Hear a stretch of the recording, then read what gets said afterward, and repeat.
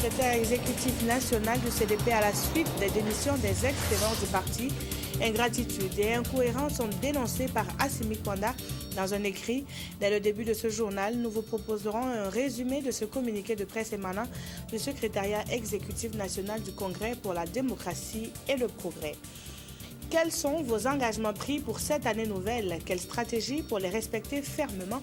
Ces questions ont été posées à quelques habitants de la capitale. Si tous ont des projets propres à eux-mêmes, ce qui revient le plus souvent, c'est le besoin de conserver le plus longtemps possible sa santé. Bonjour et bienvenue à tous.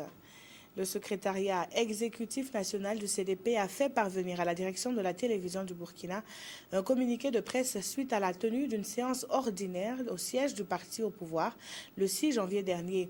2 points étaient inscrits à l'ordre du jour. En un, information, et en deux, divers. Adjima David Chambiano nous propose ici un résumé de ce communiqué.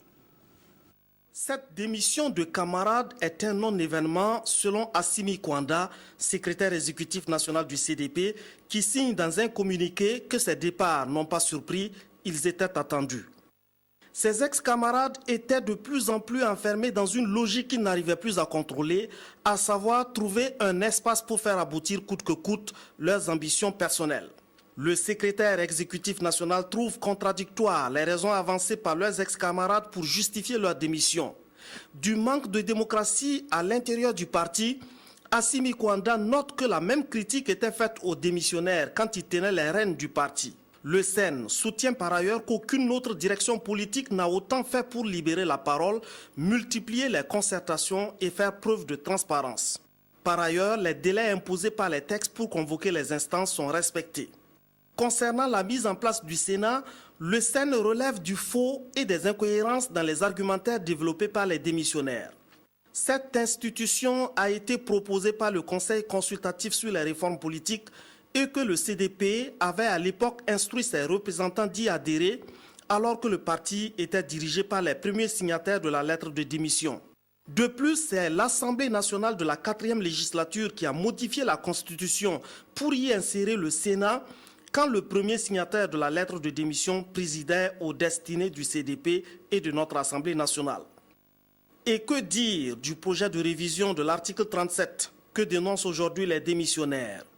Le caractère antidémocratique de la limitation du mandat présidentiel a été dénoncé par le 4e congrès ordinaire du CDP tenu en 2009 sous la présidence de M. Roch-Marc Christian Kaboré, qui l'a même défendu à maintes reprises devant les médias en compagnie de Salif Diallo et de Simon Compaoré. Tout en refutant l'argumentaire de leurs anciens camarades, le CDP condamne l'attitude de leurs ex-camarades que le secrétaire exécutif national accuse de trahison vis-à-vis du chef de l'État. Quand on sait les très hautes fonctions occupées par les 3 premiers démissionnaires, l'on ne peut qu'arriver à la triste réalité de l'ingratitude envers celui-là qui les a construits avec patience et générosité. Le secrétaire exécutif national du CDP conclut le communiqué par un appel aux militants à rester sereins et déterminés pour défendre le parti et les institutions de la République en vue d'accompagner le président du Faso pour réussir la mise en œuvre de son programme quinquennal. Pour 2014, quels sont vos vœux, vos résolutions et engagements? Nous sommes dans les rues de Ouagadougou où la question a été posée à quelques citoyens. Si beaucoup caressent le secret espoir de l'épanouissement individuel, d'autres priorisent la paix et la solidarité pour tous les Burkinabés. Les propos sont recueillis par Abdoul Rasmane Zongo. De toute façon, 2014 doit être quand même une année de paix d'abord, avant que chacun essaie de se faire une conscience. Parce que, quoi qu'on en dise, s'il n'y a pas de paix, vous ne pouvez pas faire un programme. Il faudra que chacun de nous essaie de se rappeler que l'incivisme, on ne peut pas construire une nation avec l'incivisme. Que chacun se ressaisisse. Et même s'il y a quelque chose qui ne va pas, qu'on s'asseye et qu'on discute. Je souhaite vraiment de longévité pour toutes les Burkinabés, de réussite, surtout vraiment cette année, l'an 2014, que nous tous nous réussissions. Et puis vraiment, je prie Dieu que vraiment les maladies là, ça passe nous laisser. Parce que vraiment, on ne peut pas. En 2014, et je souhaite de gagner une activité qui pourrait m'amener devant. Je souhaite avoir un mini-car pour travailler. C'est ce que je souhaite. On veut l'argent et puis la santé. Si on gagne l'argent, s'il n'y a pas de santé là, c'est pas bon.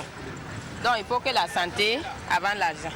À mon souhait de 2014, j'aimerais qu'on crée plus d'emplois pour les jeunes afin de lutter contre le chômage. La solidarité n'est pas en reste et c'est ce qui a guidé les hommes de tenue dans leurs gestes à l'endroit de la patrie. D'abord, ils sont reconnaissants de ce qu'elle leur a offert comme opportunité et ensuite, ils le rendent à travers un don de matériel informatique. Il s'agit de policiers et de gendarmes burkinabés en mission de maintien de la paix qui offrent ordinateurs et imprimantes à leur ministère de tutelle. Claudine Bikaba. Ce matériel composé d'ordinateurs avec leur imprimante viendra amoindrir les difficultés logistiques de la police, la gendarmerie et la justice militaire. De retour des missions de maintien de la paix, ces hommes et femmes ne sont pas rentrés au pays les mains vides. Ils ont puisé dans les allocations de subsistance servies par les Nations Unies pour aider l'administration. Nous avons pensé que notre administration le plus souvent rencontre quelques difficultés. Nous avons des collègues également qui sont restés au pays. Donc ensemble, nous avons décidé de faire quelque chose pour aider notre administration. Ce geste du contingent burkinabé qui était sur le théâtre des opérations de la mission des Nations Unies pour la stabilisation en République démocratique du Congo n'est pas passé inaperçu. Ce geste, en tout cas, a été très bien accueilli et ce matériel ira là où il doit aller pour un bon usage et pour la qualité des services, pour la sécurité, en fait, de tous les citoyens. La contribution du Burkina aux opérations de soutien et de maintien de la paix à travers le monde est non négligeable. Le ministère de l'administration territoriale et de la sécurité est présent avec le déploiement des policiers et gendarmes.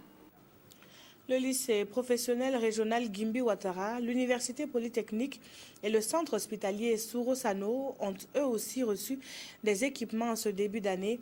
À Bobo-Dioulasso, l'association Élèves pour élèves, grâce à une collaboration avec l'Autriche, a remis du matériel éducatif dans ces différentes structures pour une valeur de 60 millions de francs CFA. Et les précisions avec Karim Sissé. Du matériel informatique, des chaises de bureau, des lits d'hospitalisation, c'est entre autres la composition des équipements qui ont été offerts au lycée professionnel régional Gimbi Ouattara, à l'université polytechnique et au centre hospitalier universitaire Sourosano de Bobo-Dioulasso. Un matériel acquis grâce aux fruits du partenariat entre l'Autriche et le Burkina Faso à travers l'association Élèves pour élèves. Pour que le cours puisse être donné également donc, dans des conditions faciles, bien sûr, tendre vers l'enseignement moderne, parce que cela a nécessité du câblage réseau. Ça, c'est pour donc, le matériel scolaire. Pour ce qui est donc, de l'école optique et de lunetterie, alors le sens, c'est de pouvoir former des opticiens ici sur place et donc promouvoir de l'emploi. Et au-delà donc, du Burkina Faso, une école à vocation sous-régionale, parce que c'est une première en Afrique de l'Ouest. Pour les différents bénéficiaires, ces équipements éducatifs et sanitaires leur permettront d'améliorer leur qualité de prestation et d'être encore plus performants. Le matériel vient à point nommé pour renforcer nos équipements informatiques. Il vient renforcer nos équipements en filière optique et lunetterie. Et ceci étant, il va sans dire que les prestations des enseignants l'apprentissage des élèves va s'en trouver fortement amélioré. Il faut dire effectivement que nous avons reçu donc un lot d'équipements, un lot très important d'équipements variés qui va nous permettre en tout cas d'améliorer donc la capacité de prise en charge de nos malades. Parmi ces équipements donc vous avez divers matériels, du matériel opératoire, des lits hospitaliers, des brancards, des chariots roulants. Je pense que c'est un ensemble d'équipements en tout cas qui va permettre donc d'améliorer la qualité de la prise en charge au niveau donc de notre institution. Un rappel, cela fait maintenant 6 ans que l'association Élèves pour élèves existe.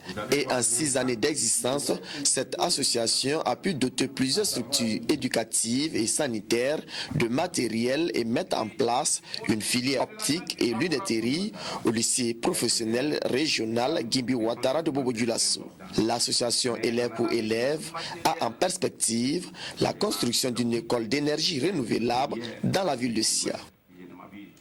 Et c'est officiel à Nouna, dans la COSI, un centre de santé et de promotion sociale est désormais à la disposition des populations de la localité.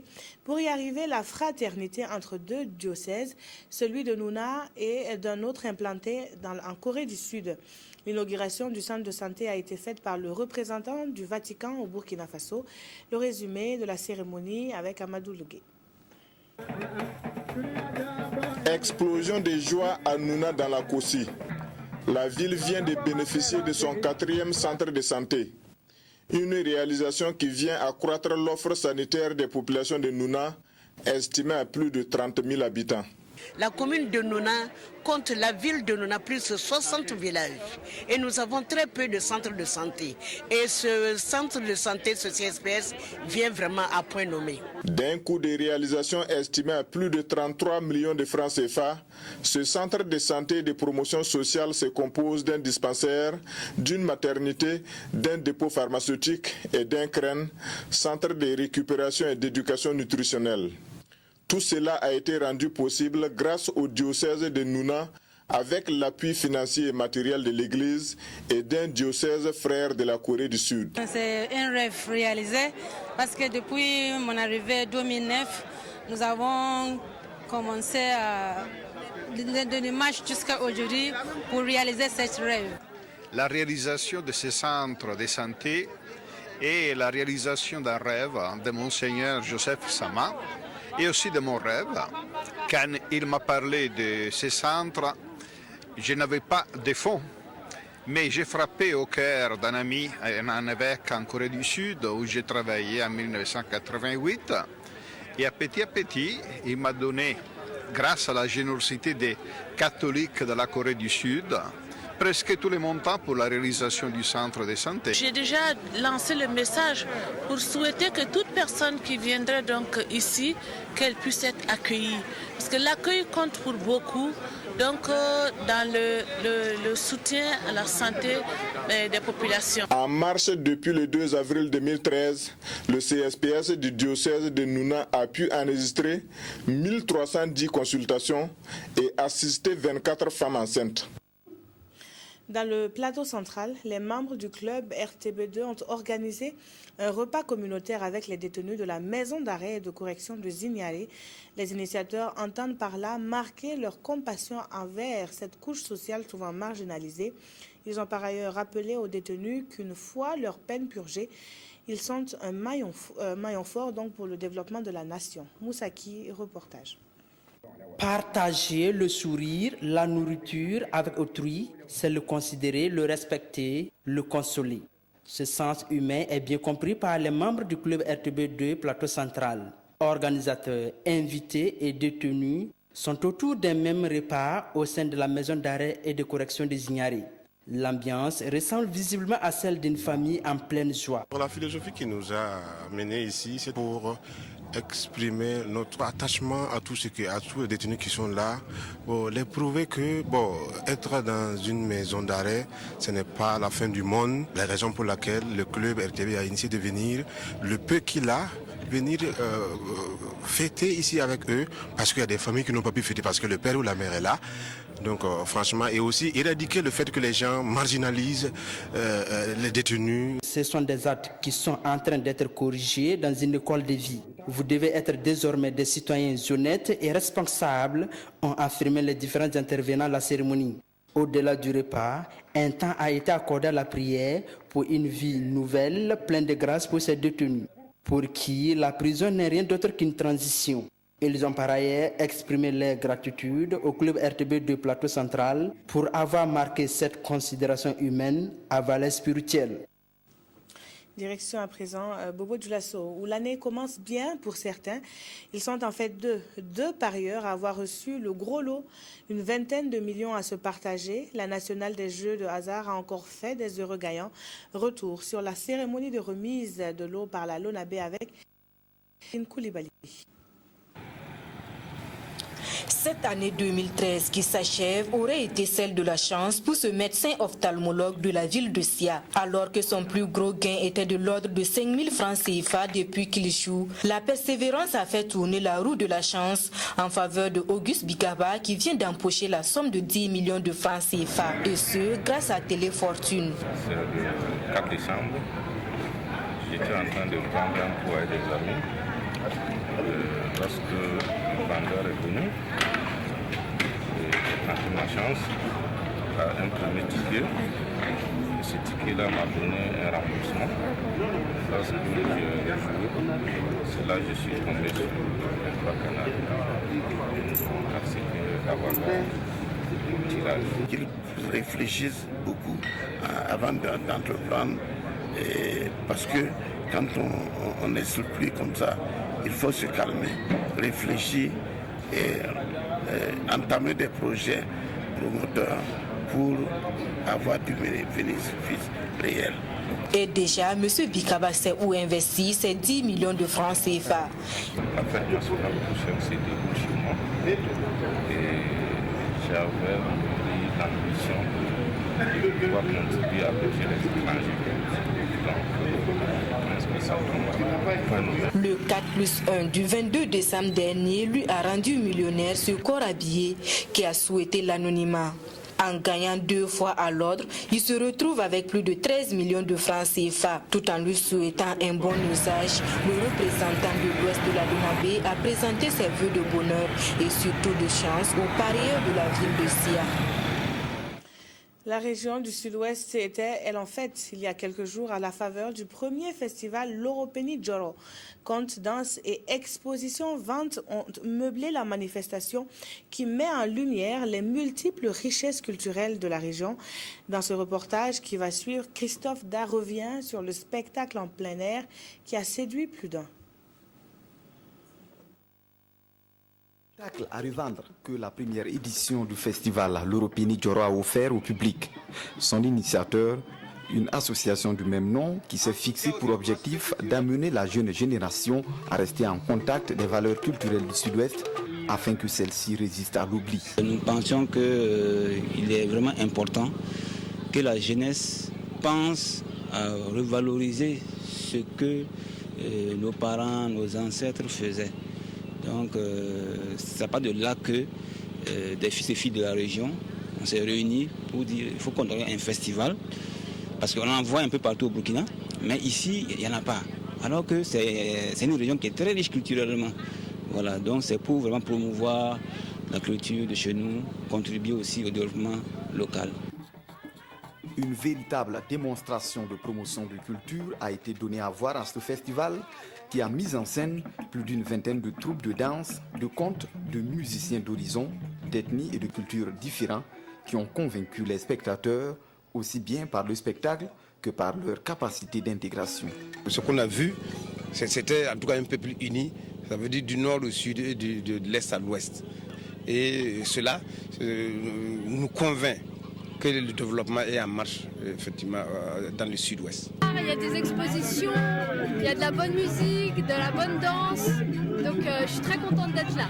En 2 jours de spectacle, la première édition du festival Loropeni Joro, qui se veut une tribune de convergence de la culture du sud-ouest, a réussi le pari d'accueillir sur son podium 23 troupes, soit 5 de plus que le nombre fixé au départ.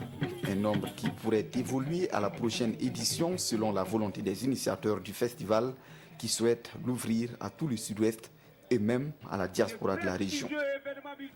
Et c'est notre fin à ce journal. Merci de l'avoir suivi. Très bon après-midi à toutes et à tous.